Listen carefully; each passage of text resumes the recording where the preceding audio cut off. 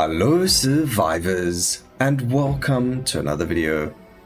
In today's video we are going to be going over the brand new update that is live on the alpha version of the game. You can access this by following the instructions down in the description. Now, we do have quite a lot to get through, so sit back, relax, and enjoy the video. A lot of this is going to be information that you can figure out on your own, but if you don't want to figure all of that out, you are here at the right place and you can continue watching.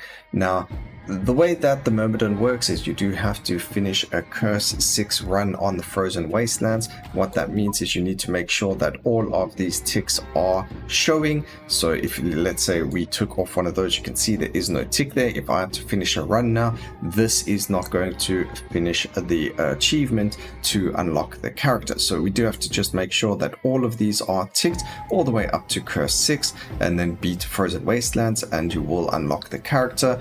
After you have actually bought her, she does cost, I can't remember, it's either Val Soulstones or Wicked Soulstones, and I believe it was 13 to 15 of the actual Soulstones to purchase the character. So quite a decent amount, especially if you're new to the game, and it can be quite expensive, but definitely well worth it. Now, the character herself brings new runes, new skills, as well as something called Artifact Power. We were teased with the Artifact Power in the Engineer patch, but we do actually get to see it with only the Meridon, and because of this, it also makes her one of the strongest characters in the game right now. On that note, stay tuned for a tier list video coming very soon. Anyway, back to this, the Meridon, she gets brand new runes which are focused around Icy Veins, which makes sense since one of her actual skills deals damage based on the number of stacks of Icy Veins that you have on your character. So the runes themselves are Frozen Blood, Enduring Cold, and Absolute Zero. The way that they work is every time you receive form, you receive a chance of getting Icy Veins. Every time you trigger Icy Veins, there's a chance that it does not consume the stacks. And then every time you consume Icy Vein stacks, there's a chance you increase your critical strike damage by 15% for 5 seconds. So you can, if you consume, let's say, multiple stacks within 5 seconds, that will increase over that duration. So you could probably do it every 1 second and keep that to maybe like a 45% increased critical damage if you're really lucky. Anyway, that's the runes that we get with the character. Let's go over the new skills. We've got two new Icy Vein skills with the weapons. The weapon ones we're not really going to go through. Let's just talk about the character skills. We get Jawstorm, which is really cool. It is the skill that was teased to everyone. That is the Sharknado skill. It does cause a fragility as well as give us Icy Veins. We then got a brand new buff coming in, which is a thrust. That is increasing our critical strike chance for ourselves as well as nearby allies, which means that we are going to increase the critical strike chance of summons if we do have any. This is very important for something, but we'll talk about that a little bit later. This has to do with the Artifact Power. We actually get allies, so this is really good for that. And then we get the Sea Current. It was actually another one that was teased where we saw Surfing Goblin. This was actually the Sea Current. It is a multi-wave AoE skill that shoots out like a tsunami in all directions. Really cool. Applies slow, has brutal and Icy Veins. So really cool little skills over there. I really like the Sea Current and the Jawstorm, and this is just a buff, so there's no real visual to it, but visually these are really cool. The developers have been going out of the way to make really awesome looking skills in this game. These also look really good, but they're just the weapon ones and you're all going to see them anyway. So those are the skills. We do get the weapons that are focused on their different typings. The Meridon, she has the Arcane Ice, Holy Earth and Thrust typings, and it just works really well with her kit. Alright, next we have the Meridon's Ascension. So if we go take a look at the skill tree, it says the Meridon now earns favor for each enemy slain and is rewarded for her loyalty by gaining access to the legendary weapon Fury of the Seas, casting Oceanic Strike frequently and receiving major improvements while her fervor lasts. Now the major improvements is going to be increased crit damage, armor, movement speed and cast frequency. And what it does is you pick up a huge trident that drops down from the sky. When you pick up the trident, the weather changes. I'll leave that for you guys for another video, what it looks like. And you start stabbing or thrusting in all different directions with the oceanic strike, which deals a pretty decent amount of damage. So that's her ascension. Pretty decent. If we stick in the skill tree, we could want to actually look at something.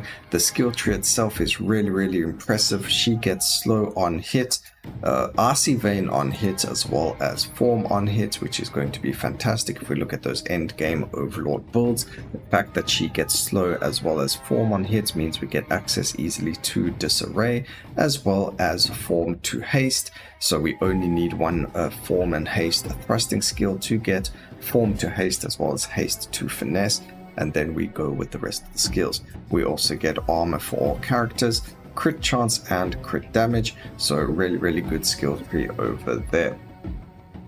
Now let's talk about the brand new feature, the artifact power. The way that it works is you need to level up or upgrade the weapons of the Myrmidon to specific levels to unlock the artifact level of those weapons.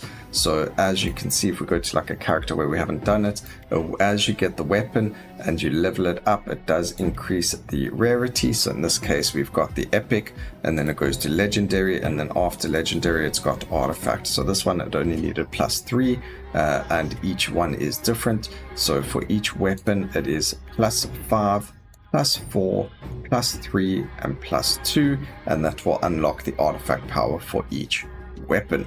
Now the artifact power is quite cool for this character. What it does is it summons servants that cause damage, applying different status effects and exploding when killed. Now each weapon has a different status effect. The first weapon is slow, second weapon is bleed, third weapon is dazed, and the fourth weapon is brittle.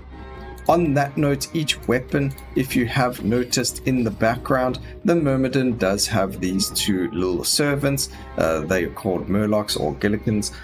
They are extras similar to that of the Houndmaster, and they do the same thing. They apply different buffs to your character based on which weapon you have picked. So in this case, let's go with what they do. The first ones actually provide you with Icy Veins, additional Icy Veins, different to that of the actual skills that you're using. The next weapon provides you with increased critical strike chance. The third weapon, these guys buff you with increased purity. And then the fourth weapon, they increase the area of effect of your character. So each one has a different effect. They do give you a buff, and that buff does exactly what I mentioned. And then the other dude that you can see there actually provides you with a healing. So if you go into the game, you'll see a nice big green circle every so often, and that actually provides you with additional healing that otherwise you wouldn't find on your character. So you don't actually need to run Earth Shield on a lot of the skills or on the build. You can run something like this third weapon, where you're going to get a lot of dazed as well as purity from skills, and you also get enough healing from the purity and the passive on your weapon, or like these servants buffing you. So let's just take a look at one more thing that was introduced into the game, and that is if we go over here to the fight menu. If we take a look at this one, it has been updated, the UI has been adjusted, it looks very fresh and clean. But if we take a look over here, you can see coming soon, we have got a teaser over here for upcoming what we call the game modes, which will be introduced into the game. It has been spoken about in the dev talks that the developers had for the game, as well as other videos where they've spoken about things like this, where they've got game modes that are incoming. What the game modes are, we don't actually know quite yet. We haven't seen any teasers or any information released on that quite yet, but what we can see is the void fields, which is what this is called now, and what they do for us, which is what we've seen with the UI change showing the different enemies that spawn on each map, which is also really cool. So that's all for today's video. I hope you guys enjoyed it and learned more about the Myrmidon. Please remember to like, comment, and subscribe for more videos like this in the future. And always remember, keep safe, survivors. Until next time, cheers.